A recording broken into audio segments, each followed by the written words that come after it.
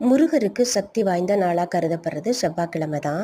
இந்த செவ்வாய்க்கிழமையில காலை 6 மணிலேருந்து 7 மணி வரைக்கும், மதியம் 1 மணிலேருந்து 2 மணி வரைக்கும், இரவு 7 மணிலேருந்து 8 மணி வரைக்கும் செவ்வாய் ஓரை வரும். இந்த செவ்வாய் ஓரைங்கிறது முருகருக்கு வழிபாடு செய்கிறதுக்கு ஒரு அற்புதமான நேரம். இந்த நல்ல நேரத்தில் நம்ம 6 வெற்றிலை வைத்து 6 அகல் விளக்கு வைத்தும் தீபம் ஏற்றலாம். 6 வெற்றிலை வைத்து ஒரு தீபமும் ஏற்றி வழிபாடு செய்யலாம். நெய் அல்லது நல்லெண்ணெய் விட்டு பஞ்சு திரி வச்சு நாம் விளக்கு ஏற்றி நம்மளுடைய கடன் பிரச்சனை தீரணும்னு உட்காந்துக்கிட்டு நல்ல மனதார மனமுருகி வேண்டிக்கணும்.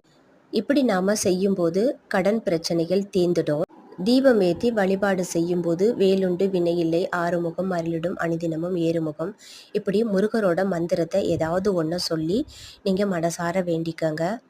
வேண்டின வரனை கண்டிப்பாக கொடுப்பார் முருகர்.